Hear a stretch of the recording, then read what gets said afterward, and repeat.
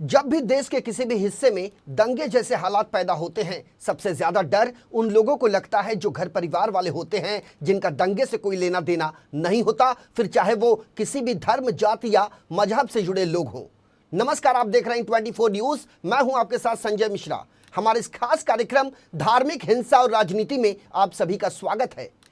वो 21 जनवरी की रात थी जब मुंबई से कुछ ही अंतराल की दूरी पर स्थित मीरा रोड इलाके में राम भक्तों की तरफ से रैली निकाली जा रही थी। ये रैली अयोध्या में होने वाले रामलला की प्राण प्रतिष्ठा समारोह के उपलक्ष्य में थी, लेकिन राम भक्तों की रैली जैसे ही मीरा रोड के नया नगर इलाके में पहुंची, न जाने क्या हुआ कि पूरा माहौल ही खराब हो गया और मीरा रोड में दंगे जैसे हालात पैदा हो गए। सड़कों पर उपद्रवियों ने ऐसा बवाल मचाया कि श्रीराम का पताका लगे वाहनों पर जमकर पत्थरबाजी की गई। घटना की तस्वीरें देखते ही देखते सोशल मीडिया पर वायरल हो गई। वहीं मामले की गंभीरता को देखते हुए घटना स्थल पर बड़ी संख्या में पुलिस फोर्स की तैनाती कर दी गई ताकि कानून व्यवस्था बरकरार रह सके। 21 फरवरी को ठाणे जिले के मीरा रोड हिंसा मामले को तकरीबन 1 महीने से ज्यादा का समय हो चुका है। देखने में माहौल भले ही शांत लग रहा हो, लेकिन मामला अभी भी गरमाया हुआ है।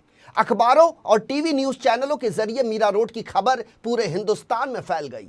कुछ लोगों ने सोशल मीडिया के जरिए विवाद की आग को हवा देने की कोशिश की, लेकिन इससे पहले दो समुदायों के बीच संघर्ष की स्थिति पैदा हो जाती, पुलिस ने स्थिति को नियंत्रण में लाने के लिए मोर्चा संभाल लिया। अब भी भारी पुलिस फोर्स मीरा रोड के नया नगर इलाके में तैनात है।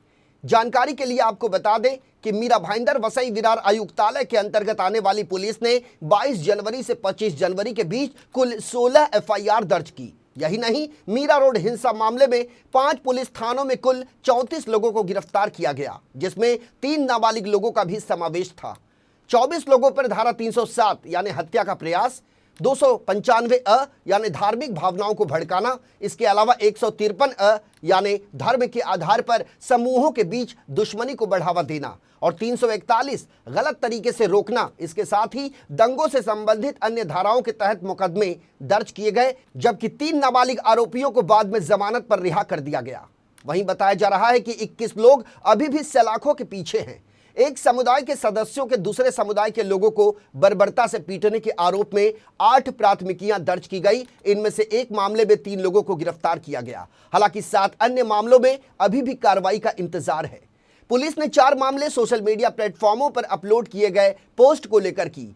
कथित रूप से अपमानजनक सोशल मीडिया पोस्ट के इन 7 मामलों में से 3 में 7 गिरफ्तारियां की गई और भगवा झंडे को नुकसान पहुंचाने के एक मामले में 4 नाबालिगों को गिरफ्तार किया गया। इसके अलावा तोड़फोड़ मामलों में धीमी प्रगति के बारे में पूछे जाने पर मीरा भाईंदर वसई विरार आयुक्तालय के कमिश्नर मधुकर पांडे ने मीडिया को बताया कि अभी हमारी प्राथमिकता दोनों समुदायों के बीच विश्वास निर्माण और शांति के उपाय करना है। उन्होंने कहा कि हमारे लोग अपराध से जुड़ी सीसीटीवी फुटेज देख रहे हैं और प्रक्रिया के अनुसार आवश्यक गिरफ्तारी की जाएगी। उन्होंने ये भी कहा कि जांच अभी भी जारी है, लेकिन खासकर पुलिस का ध्यान शांति बनाए रखने पर है। पुलिस ने राजनीतिक नेताओं, समुदाय के सदस्यों के साथ साथ दैनिक बैठकें की। इसी बीच स्थानीय निर्दलीय विधायक गीता जैन और भारतीय जनता पार्टी के विधायक नीतेश राणे ने मौके पर पहुंचकर हालात का जायजा लिया और 21 जनवरी की रात मीरा रोड के नया नगर इलाके में हुई हिंसा की कड़े शब्दों में निंदा की। हम लोग 10-15 जन के अरेस्ट से हम लोग सेटिस्फाइड नहीं है। मेरे हिसाब से 100-200 से ज्यादा लोग हैं, इनको सब मालूम है, सीसीटीवी कैमरा है। पुलिस क्या कर सकती है ना, वो जानने वाला कार्यकर्ता में है। इसे पुलिस ने अपनी असली ताकत दिखानी चाहिए और इसके बाद उनको भी समझना चाहिए कि ये हिंदुत्ववादी विचार की सरकार है, यहाँ ऐसी मस्ती चलेगी नहीं। कुछ लोगों की बयानबाजी से मामला और भी गरमाने लगा, लेकिन पुलिस ने समय रहते स्थिति को संभाल लिया। इसी बीच महाराष्ट्र के उप मुख्यमंत्री देवेंद्र फडणवीस ने कहा कि जो भी इस घटना में दोषी पाए जाएंगे उनके खिलाफ सख्त कार्रवाई की जाएगी। त्याच्यामध्ये 13 आरोपींना अटक केलेली आहे। सीसीटीव्ही फुटेज तपासून जे लोक त्या ठिकाणी पाहायला मिळत आहेत त्यांच्यावर कारवाई होणार आहे आणि कुठल्याही परिस्थितीत अशा गोष्टी खपवून घेतल्या जाणार नाही। अत्यंत कडक कारवाई ही त्या ठिकाणी केली जाईल आणि जे लोक अशा प्रकारे उर्दंग करतायत, अतिक्रमण करतायत, वेगवेगळ्या प्रकारे त्या ठिकाणी अवैध बांधकामं करतायत, अवैध धंदे करतायत, या सगळ्यांवर कारवाई केली जाईल. 22 जनवरी को भाईंदर के रहने वाले 35 वर्षीय मुर्तुजा जावरावाला ने पुलिस से संपर्क किया और उन्हें बताया कि तकरीबन 7:30 बजे के आसपास जब वो अपने भाई के साथ श्रद्धा अस्पताल के पास अपने ही एक चचेरे भाई से मिलने के लिए अपनी बाइक पर जा रहा था तो एक समूह ने उन्हें रोक लिया और लकड़ी के डंडे से उनकी पिटाई की. इसके अलावा उनकी बाइक को क्षतिग्रस्त कर दिया. यही नहीं, तथाकथित आरोपियों ने कथित तौर पर एक घर और आसपास की कुछ दुकानों को नुकसान पहुंचाया. इसके बयान के आधार पर पुलिस ने एफआईआर दर्ज कर ली. पुलिस ने इस मामले में 19 वर्षीय आदेश कार्की, 22 वर्षीय करण गुप्ता और 19 वर्षीय विक्रम साहनी को गिरफ्तार कर लिया. वहीं 6 अन्य लोगों की पहचान भी कर ली गई. 22 जनवरी को पुलिस ने रंग बहादुर यादव की शिकायत के आधार पर एक एफआईआर दर्ज की जिसमें यह आरोप लगाया गया था कि अयोध्या में अभिषेक समारोह से जुड़े एक धार्मिक कार्यक्रम पर पथराव किया गया था. इस मामले में 4 लोगों की पहचान की गई. उन्हें नोटिस भी जारी की गई है. इसी दिन एक ओला कैब चलाने वाले जाबिर अंसारी ने पुलिस से शिकायत की. उसके अनुसार वो एक यात्री के साथ भाईंदर से गुजर रहा था कि अचानक कुछ लोगों ने उसके वाहन को रोका और पहले उससे नाम पूछा और बाद में उन्होंने कथित तौर पर उनकी कार को क्षतिग्रस्त कर दिया जिससे जाबिर अंसारी को 60,000 रुपए का नुकसान हुआ. इस मामले में एफआईआर दर्ज की गई. पुलिस ने सीसीटीवी फुटेज के आधार पर एक व्यक्ति की पहचान भी की है लेकिन इस मामले में अभी तक कोई गिरफ्तारी नहीं हो पाई है. इसके अलावा 22 जनवरी को 34 वर्षीय अशफाक अली शेख ने पुलिस को बताया कि एक बड़े समूह ने उनकी पिटाई की क्योंकि उसकी बाइक पर केजीएन यानी ख्वाजा गरीब नवाज का स्टिकर लगा हुआ था. उन्होंने आरोप लगाया कि कथित आरोपियों ने एक मस्जिद पर पत्थर फेंके और एक व्यक्ति को धार्मिक नारे लगाने के लिए कहा. पुलिस ने इस मामले में 15 से 16 अज्ञात लोगों के अलावा ऋषभ जैन की पहचान की लेकिन इसमें कोई गिरफ्तारी नहीं हो पाई. वहीं 22 जनवरी को काशीमीरा पुलिस ने चश्मे की दुकान के 36 वर्षीय मालिक अनस शब्बीर की शिकायत के आधार पर एफआईआर दर्ज की. उसमें उसने पुलिस को बताया कि बाइक पर सवार 5 से 6 लोगों ने उसे अपनी दुकान बंद करने के लिए कथित तौर पर मजबूर किया क्योंकि उसने राम अभिषेक को चिन्हित करने वाला भगवा झंडा नहीं लगाया था और जब धार्मिक लगाने के लिए उससे कहा गया तो वो मजबूर हो उठा. जब तक वो अपनी दुकान बंद कर पाता तब तक आरोपी ने कथित तौर पर पत्थरबाजी शुरू कर दी जिससे अनीस शब्बीर को 45,000 रुपए का नुकसान हुआ. इस मामले में पुलिस का कहना है कि बाइक के मालिक की पहचान कर ली गई है लेकिन कोई गिरफ्तारी अब तक नहीं हो पाई है. अयोध्या में रामलला के अभिषेक के एक दिन बाद 23 जनवरी को मीरा रोड की नया नगर पुलिस ने 18 वर्षीय एक मजदूर मती उल्लाह शाह की शिकायत के आधार पर एक और प्राथमिकी दर्ज की. मती उल्लाह ने कहा कि 5 से 6 बाइक पर सवार 8 से 10 लोगों ने उसका टेम्पो रोका और टेम्पो की हेडलाइट तोड़ दी. यही नहीं, कथित तौर पर आरोपियों ने मती उल्लाह और 2 अन्य लोगों को टेम्पो में पीटा. मती उल्लाह शाह ने आरोप लगाया कि आरोपियों ने उन्हें धार्मिक नारे लगाने के लिए कहा. 23 जनवरी को भाईंदर की नवघर पुलिस ने 8-10 व्यक्तियों के खिलाफ प्राथमिकी दर्ज की जो एक मस्जिद के बाहर लाठियों के साथ आए और उन्होंने कुछ वाहनों को भी क्षतिग्रस्त कर दिया. इस मामले में 8 से 10 अज्ञात लोगों के खिलाफ प्राथमिकी दर्ज की गई लेकिन कोई गिरफ्तारी नहीं हो पाई.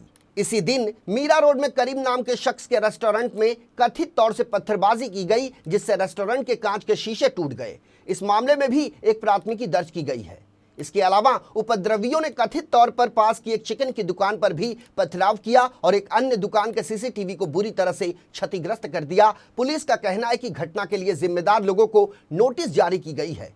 मुंबई से सटे मीरा भाईंदर इलाके में हुए विवाद को लेकर यहां के हैदर चौक स्थित मौजूद अवैध निर्माण पर तोड़क कार्रवाई करते हुए महानगर पालिका प्रशासन की तरफ से बुलडोजर चलाया गया और सभी अवैध निर्माण के तहत किए गए अतिक्रमण को जमींदोज कर दिया गया.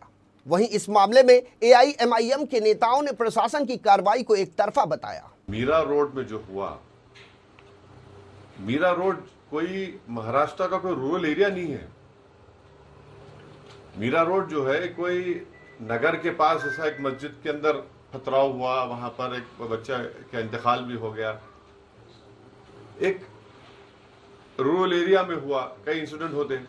आप तो मुंबई शहर में बुलडोजर लगाकर घर को तोड़ दिए, कारखाने को तोड़ दिए. वन साइड एक्टिविटी आपने किया, एक्शन लिया.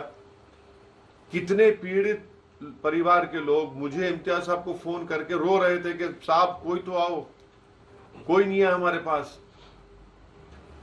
अब चुनाव आएगा तो पूरे भाग भाग के जाएंगे सब सेक्युलरिज्म के जो चौधरी हैं। मुस्लिम पक्ष के नेताओं ने मीरा रोड में हुई हिंसा मामले में कहा कि पुलिस ने इस मामले में 24 लोगों को गिरफ्तार किया, लेकिन उन्होंने अन्य मामलों में उतना उत्साह नहीं दिखाया। जबकि 21 जनवरी की घटना अनायास हुई, पुलिस ने इसे एक साजिश का मामला बना दिया और आरोपियों के खिलाफ शस्त्र अधिनियम की धाराओं को लागू कर दिया। उनका कहना है कि रैलियां निकालने वालों, छड़े और डंडे लाने वालों और चुनिंदा रूप से मुसलमानों पर हमला करने और उन्हें गंभीर रूप से घायल करने वालों के खिलाफ हल्की धाराएं लगाई गई हैं, जो कि ये पूरी तरह से अनुचित है।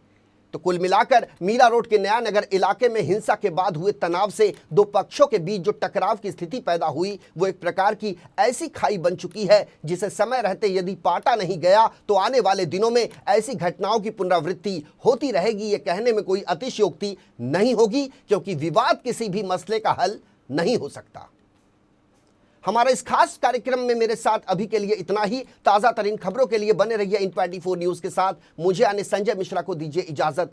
नमस्कार। को एक बड़ी जानकारी दे दें कि इन 24 न्यूज़ अब कई केबल नेटवर्क 7 स्टार के साथ साथ कई OTT प्लेटफॉर्म पर भी उपलब्ध है, जिसमें टाटा प्ले स्टोर, जियो टीवी, ई बाबा, डेली हंट, एंड्रॉइड टीवी समेत कई OTT प्लेटफॉर्म हैं जिस पर इन 24 न्यूज़ 24 घंटे साल के 365 दिन उपलब्ध हैं। इसके अलावा अब तक यदि YouTube पर आपने इन 24 न्यूज़ को सब्सक्राइब नहीं किया है तो आप इसे तत्काल सब्सक्राइब करें, ताकि आपके इलाके की खबर समय रहते आप तक जरूर पहुंचे।